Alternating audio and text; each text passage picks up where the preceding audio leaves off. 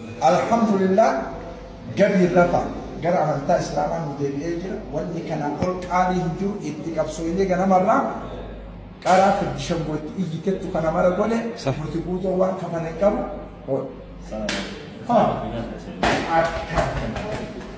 يلا thank you. بسم الله الرحمن الرحيم الحمد لله رب العالمين والصلاة والسلام على أشرف المرسلين وعلى آله وصحبه أجمعين وبعد وبلين كينيا ورين سجلين تيني تنبرة جيسي أكمل نتجمع نخنتي بعانو جمدن جمتشون تيني تون بكم جرتني سناقة قبضنا ميو قتك سندنو الحمد لله رب العالمين وبليس خينيا مرتقوتو شهادة قبته جرا إسلام ما خيس الدبي جرا دعوة رسا ربين إساف حديثو أشهد أن لا إله إلا الله وأشهد أن محمد رسول الله وليس خينيا بما أمنتا إسا أمنتا دلوتا أمنتا إسلام ما أمنتا حقا أمنتا دعوة أمنتا دعوة كل كيسين جرا سنتي بيجا بقى جمّني بقى جمّدني سنيجي شو بربالنا. جمّد شو قدّن الرجامة بقى جمّني بقى جمّدن وليس كأنك مستثمر جدا الحمد لله كل بني آدم خطأ وخير الخطائين التوابون توبوري التوبة تجبه ما قبلها جنة جمّني إن اللي بقى جمّدي إسي اللي بقى جمّدني الحمد لله كرا هندي أصلي فطرة الله التي فطر الناس عليها إسي تدي بيجرا الحمد لله رب العالمين. قالتهم الفاتحة اسم كل نوجنا مرة وان كان كابسويتيني ملكي كان رجعون تكفى ورا ميدياتي وانو دام اسنو يسوع سنجريني مالجرين كيسن كشهادة كابسيسن متى كيسن والله العظيم أي بيت سن تجارة جيت تملكا جيت أول تاني لفجلت تنامك وتاولتن الحمد لله بقى عمو إسلام ما ربي سنرة تنبوسني نوتي يونا أكله وري مرتبو تونغرا كينا ديبي اجتني جنا ما قلقلا هدرا قوتن انتهت القضيان تيسن يونا أكي قبلي براسو قد عمله نوتي نما كينا نما إسلامك غرا كيسن اتفدن الربط تنكم الله أكبر تفضل. الحمد لله بقى ربيني داندي جلقبت ربين نجان سيديبسه الحمد لله بقى جمدي بقى جمنه مالي في وانت تكو نمتي ملتا نمتي فكي فما اندو غنغورا نمني رقدو غنغوري دروما قلبين كيسان باني ميرا نمات إلالچا نمات يادا نمات أديمسا نماتو كرارا نمكسي مالي أني كيسان باني جديو أماو بك كي جلقبات شادا جدي ديبي جدي الحمد لله بقى ربين سيديبسه الحمد لله ربي كلني هاجو ما هنا وجه والقبته أمسي جبابان ورا ميدياتي في دامو بربان خدرا نبي كنيا عليه الصلاة والسلام حديث خيستك يسروا ولا تعسروا بسم الله الرحمن الرحيم الحمد لله والصلاة والسلام على رسول الله صلى الله عليه وسلم أربك عجائب جرا نما تاريخ أبو بير جرا نتبك شوكولاتة كندم نبيتني نما تاريخ أبو فابر ملء جورج نم نبين نجرو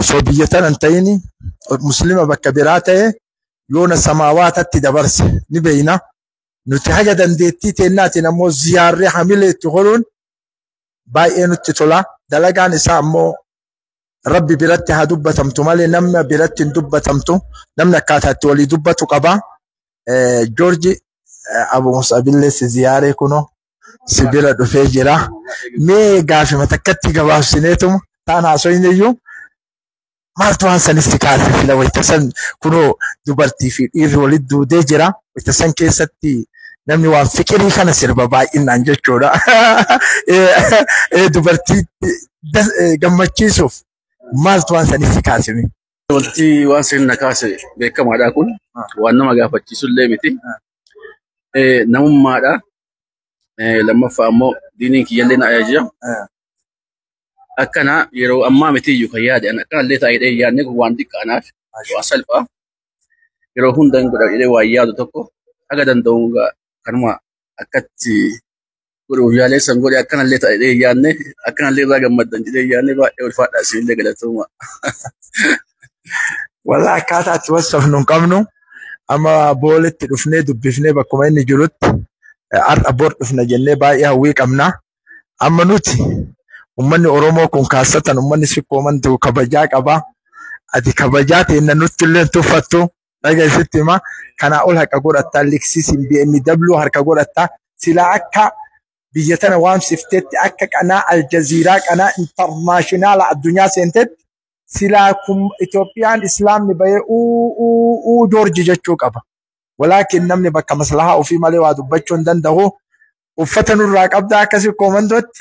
Oma danda'e tayfiin aguma maaliitiin torrobdin jedhaniif rabbiin kennallee anzala mina samaa'i maa'an fasaalat awdiyatun biqadarihaa jedha.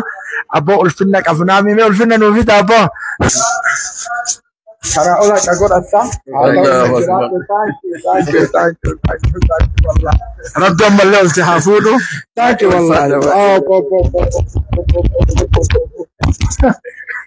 Wallahi akka waan wannaa wayii argeeti nu jiraadhu wallahi. Taanki. Wallahi nu jiraadhu ulfaadhu. Kana yoon jabeessin kamuun jabeessitan. Kana yoon jabeessin kamuun jabeessitan. Nuu gala kun jechuudha. Ani yeroo hedduu dhufasii ziyaara jedhee baay'ee gammachuu qaba. Rabbi sirraa haa gammadu nuu olitti. Sajjaltee jirta taarika Itoophiyaa. Rabbi biratti right. Salaamu alaikum. Jabaadhaa ulfaadhaa isiniin jenna. Namoonni hedduun itti dhiyaatanii jajjabeessuu Joorji maddii dhaabachuun akkana. Weellistoota shamarumaaf dhiira walitti naqxee jettuu miti kana barbaadnu. Lahu hadaara, lahu thaqaafa, lahu mabda, lahu istiraatiijii, lahu waa baay'ee keessatti agarra. Ta'an ammoo da'awaa keessaan itti goona. Assalaamu alaikum wa rahmatullahi wa barakatuh. Hayyakum Allah.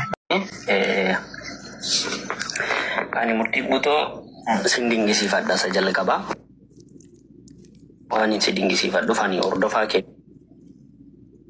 miti sin hordofu fooloo walirraa hin qabnu garuu waan si dinqisiifadhuuf yeroo dhimma Sheekaa Roobeetiin wannee dhee Sheekaa Roobee sirratti haasa'aa ture namni dhimma keetiin wal qabatee viidiyoo jalqaba ba'ee dalage anadha. Wanta dhugaadha jedhee tamane tokko dirqama namummaa, dirqama islaamummaa, dirqama oromummaa hin qabaayyuun wanta sana ba'ee dalage. Bakka kanatti wanti si dinqisiifadhe yeroo tokkotti ummata Harargee wallaala Harargeetiin bakka gartanitti akkas jedhaa jetteennaan isaan wal qabsiise viidiyoo sirratti dalagee deebii naan kennine hin dhiiste. Garuu naan Sheekaa Roobeen as ba'ee maaloonii mataa ummata Oromoodha jedhee jennaan jechi kun sirrii miti. Oromoo walitti naqa. Gandaaf kutaa walitti akka ijoollee walitti nammitee muka walitti udumtu godha. Gandaaf kutaa wal qooddee jecha akkasitti fayyadamuu hin qabdu. Jedheenaan Sheekaa Roobeetiin ati dhattee ganda namaa arrabsite jedhee viidiyoon irratti dalage. Ati garuu irratti hin dalagin haftee jechuudha. Bakka kanatti wanti si dinqisiifadhe bilchina keen si dinqisiifadhe. Dhugaa dubbachuuf gaafa sana silaatii namni ba'ee namni duurii jedha mucaan kun jedhu siinidha. Namni garuu ba'ee mucaan kun gandaan nama qooda nama arrabsa jedhee ba'een irraa dubbate gaafa sana Sheekaa Roobeedha. Kanaaf sin dinqisiifadhaa jedhe akka waan sana balleessite waan beektuufidha. Atiyyuu kan itti natti hin dubbatiin hafte. Bakka kanatti dhugaa dubbadhani obboleewwan kiyya warra dhalootaan Harargee laatan isiniin komadhaa dhiifama naa godha. Sababiin isin komadhuuf gaafa ani ba'ee mucaan kun hattuu jedhamuu hin qabu. Yoo eebii qabaate yoo irrina qabaate irrina mucaa kanaa namni Sheeka jedhamu fidee asirratti dubbachuu sirrii miti. Sheekaa Roobee nama kanaan hattuudha nama kanaan jedhee maqaa hattuutiin nama kana maqaa hattuutiin saaxiluu hin qabu. Hattuu ta'uuf namni tokko ulaagaa barbaachisutu jira. Namni tokko hattuudha jedhamuu fi qorataan yakkaa kan waajjira poolisii qorannoo irratti geggeessee qorannoo sana fuudhee mana abbaan alangaa laalee abbaan alangaa mana murtiitti dabarsee murteen irratti murtaa'ee erga bituu murteen hin murtaa'ee nu ragaa faccisaa fidadhu jedhee waa baay'ee keessa darbee deebiidha kan namni hattuu jedhamu jechuudha. Gaafa namni kun hattuu jedhamu akka islaamummaatti dhimmi isaa nama ilaallatu maaliif irratti hin dubbanne? akka sabaatti akka oromummaatti oromoo guutuun ilaallatu maaf irraan dubbanne akka ilma sinirraa dhalatetti maaf irraan dubbanne waan kanarraati. Warri qaamni seeraa namni kun hattuudha jedhanii gadi baasaniiru. Namni kun hattuudha biyya hate miti tu'ates yooma hate